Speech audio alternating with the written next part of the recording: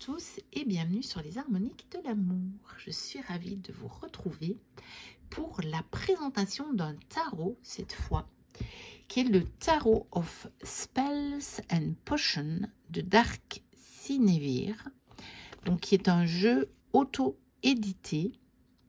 Donc je vous mets l'arrière de la boîte pour que vous puissiez voir les réseaux sociaux. Je ne sais pas s'il est encore disponible, à vrai dire, parce que déjà, moi, je l'ai acheté sur Vinted. Hein? Donc, je ne sais pas. Je sais qu'il a déjà quelques années. Et j'avais regardé, il n'y a pas énormément de présentations en français. Je crois que j'en ai peut-être trouvé une. Et donc, je me suis dit que ça valait le coup de la faire pour le faire connaître, parce que c'est vraiment un beau jeu très intéressant, je trouve, moi, pour ma part. Déjà, je l'aime beaucoup.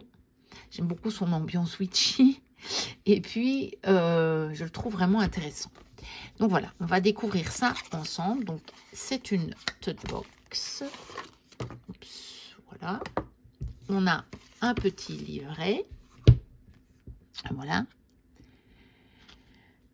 Comme ceci. Donc, il date de 2021. Voilà. Donc, on a un petit livret. Donc, il est de Milena Bazenova et de Yuri Nazarenko. Donc, on a un petit paragraphe pour les arcanes majeurs. Et puis, on a un encore plus petit paragraphe pour les arcanes mineurs. Mais voilà, au moins, on a quand même quelque chose. Et puis, surtout, c'est la vision de l'auteur. Et donc, ça, c'est intéressant. C'est pas des simples mots-clés balancés comme ça et qu'on retrouve dans n'importe quel livre. Donc, évidemment, où à ce moment-là, c'est un peu, je trouve, inutile. Enfin, c'est bien pour celui qui achète ça comme premier tarot, évidemment. Mais moi, ça, c'est le genre de petite référence que j'aime beaucoup. Parce que ça donne vraiment des indications sur la vision de l'auteur. Donc, moi, j'aime beaucoup. Hein. Donc, voilà. Et après, on l'a, écoutez, dans une langue...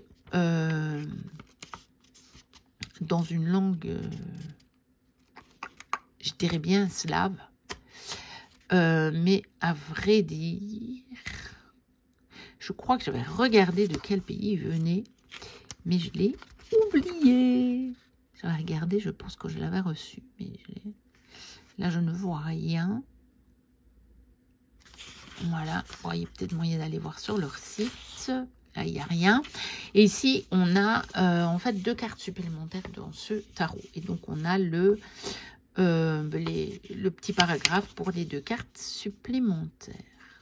Donc, voilà. Il est succinct. Mais réellement, il est très précieux à avoir, je trouve. Moi, je suis contente vraiment de l'avoir. Même si c'est très peu, c'est quelques phrases. Mais ça donne tout de suite la vision que le créateur a de ce jeu. Alors, les tranches sont neutres. Voici le dos. Alors, la qualité, les cartes, je vous le dis, elles sont très fines. Mais elles sont comme un petit peu glacées.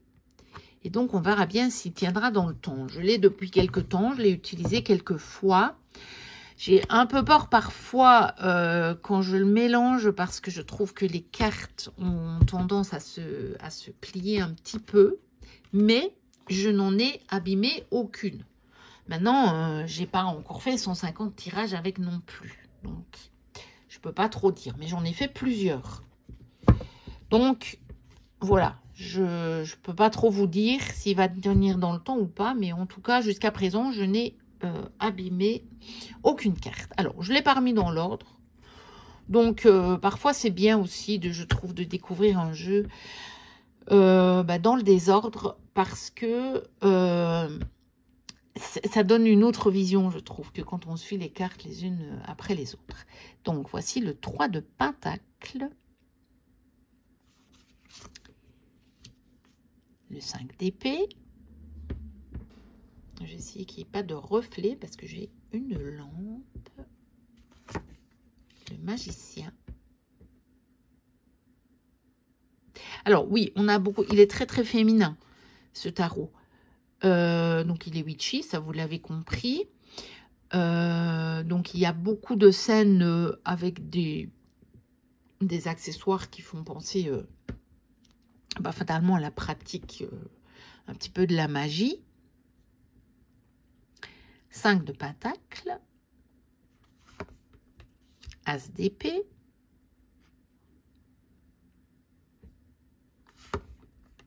La mort.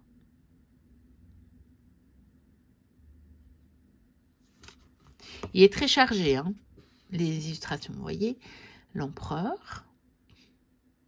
Donc là, on a un personnage plutôt masculin. Le cavalier de bâton et son éléphant.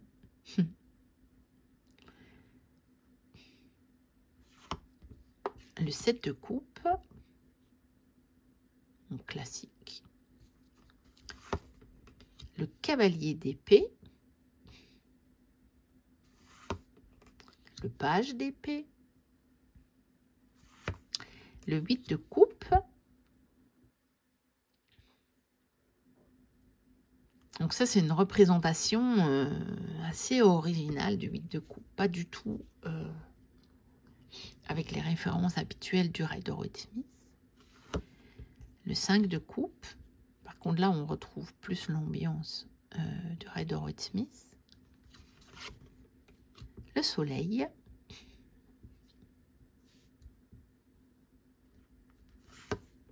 La reine de bâton.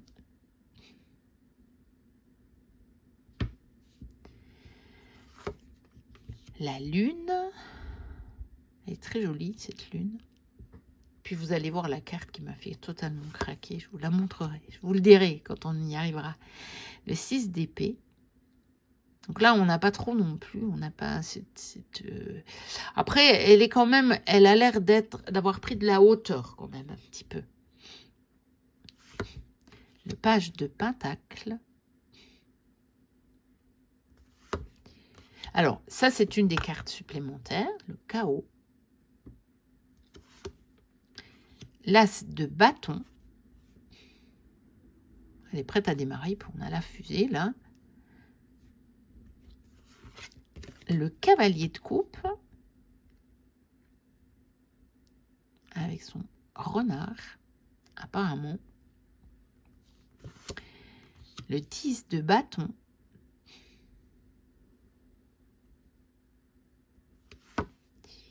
La justice. Le 7 de bâton. Le 6 de pentacle. Il y a beaucoup d'éléments, hein. Il faut bien observer les cartes pour trouver son message. Le roi de pentacle. L'ermite. J'aime beaucoup, beaucoup, beaucoup, beaucoup l'ermite. Ouais. Elle réalise son tirage de cartes, elle a sa boisson chaude, elle est près de son chaudron qui lui sert, à mon avis, quand même à réchauffer la pièce. On a soleil, lune, voilà. On a tous ces accessoires. Le jugement est très joli, je trouve, celle-là. Très, très, très jolie. Le 4 de coupe.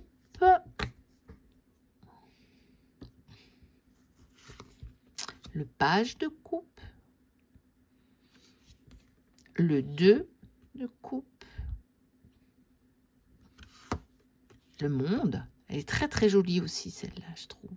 Et vous voyez, normalement, les éléments qu'on trouve aux quatre coins de la mandorle, mais on les a ici. Hein.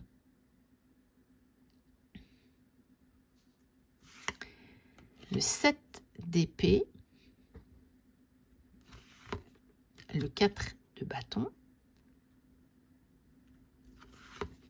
l'as de coupe, la roue de fortune, elle est très jolie aussi celle-ci, je trouve.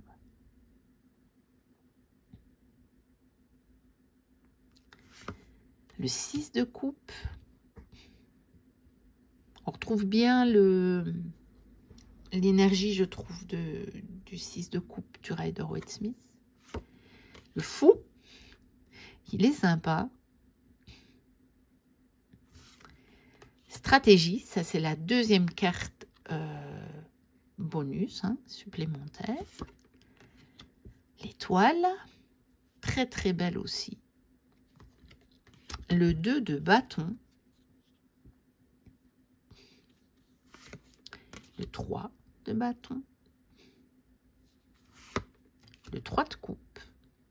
Il est sympa, avec les chats dans le fauteuil. Le 6 de bâton. La reine de pentacle. Le roi de bâton. Le 8 d'épée. Le 10 de coupe. Le 2 d'épée. Le 4 d'épée. Elle est très chouette celle-là, je trouve. On voit bien cette idée de repos, de dire, bon, ben, je prends un peu du temps, je me mets en pause, voilà, afin de m'éclaircir les idées. La force est magnifique celle-là, je l'adore. Tempérance, elle est très très jolie aussi celle-là. Les deux très jeunes sorcières, hein. Les amoureux.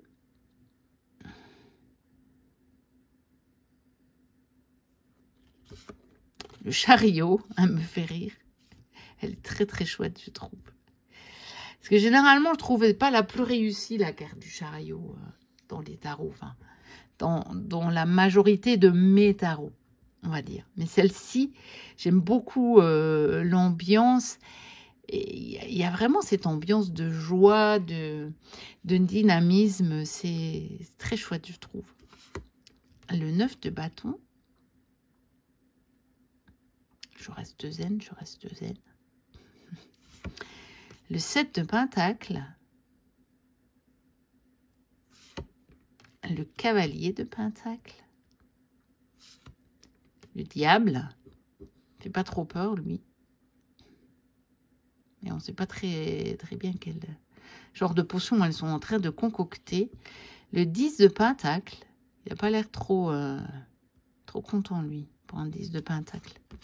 Étonnant. Le 3 d'épée.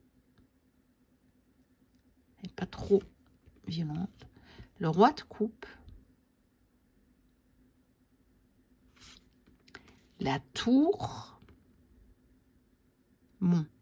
Il n'y a pas l'air d'avoir trop de choses qui s'écroulent. Alors. Le 9 d'épée.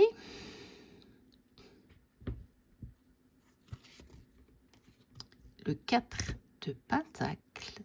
Ah, on voit bien qu'elle retient son pentacle. Hein. Le 5 de bâton. Elle me fait rire celle-là aussi. Le pendu.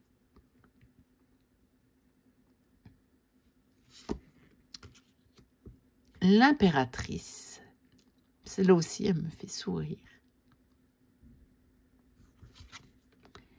Le 10 d'épée. Bon, il n'est pas trop laissé abattre. Hein. Le 8 de bâton. On n'a pas les 8 bâtons dans l'air. Donc, c'est plutôt sympa. Le 2 de pentacle. En même temps, on ne retrouve pas trop non plus... c'est pour ça que c'est vraiment intéressant d'avoir la vision de l'auteur parce que on ne retrouve pas trop cette impression de rapidité, de focus, d'atteindre sa cible. Vous voyez? Le 2 de pentacle, donc, disais-je. La reine d'épée. Le roi d'épée. Le hiérophante. Là, on a bien, je trouve, cette notion de protection qui n'est pas toujours présente dans les cartes de hiérophante. Après, il y a quand même pas mal de significations qui s'éloignent un petit peu dans cette carte. Donc, souvent, il faut faire un choix. Mais il est pas mal, je trouve. Le page de bâton. La grande prêtresse. Alors, voilà. Bah, vous savez, mon lien avec cette carte, hein, cette grande prêtresse avec laquelle je me sens beaucoup de liens. Et cette sorcière-là, sur son toit, à contempler la nuit, je l'ai trouvée trop belle. Elle m'a fait craquer totalement. Et c'est une des cartes qui m'a décidé à prendre le jeu. Je dois avouer. Alors, l'as de pentacle.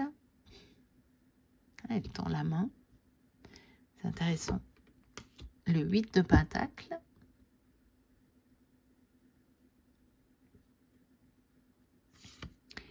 Le 9 de coupe. Elle est très jolie aussi, je trouve. Le 9 de pentacle. Et la reine de coupe. Voilà pour ce joli tarot qui, je pense, n'était pas vendu très cher pour de l'auto-édition. Que moi, j'ai acheté vraiment à un prix plus que raisonnable, on va dire. Et donc, bon voilà. Mais moi, que je trouve original, je trouve qu'il est très chouette. Je suis très contente de l'avoir. Et je vous dis, je n'avais pas vu beaucoup de... Je ne sais pas si j'en ai quand même vu une, je crois, de présentation en français. Mais c'est tout. Donc, je m'étais dit, ben, celui-là, j'en ferai la présentation. Voilà, n'hésitez pas à liker, à commenter, à vous abonner si ce n'est pas encore le cas. Moi, je vous dis à très bientôt pour une prochaine vidéo. Et d'ici là, portez-vous bien. Bye bye.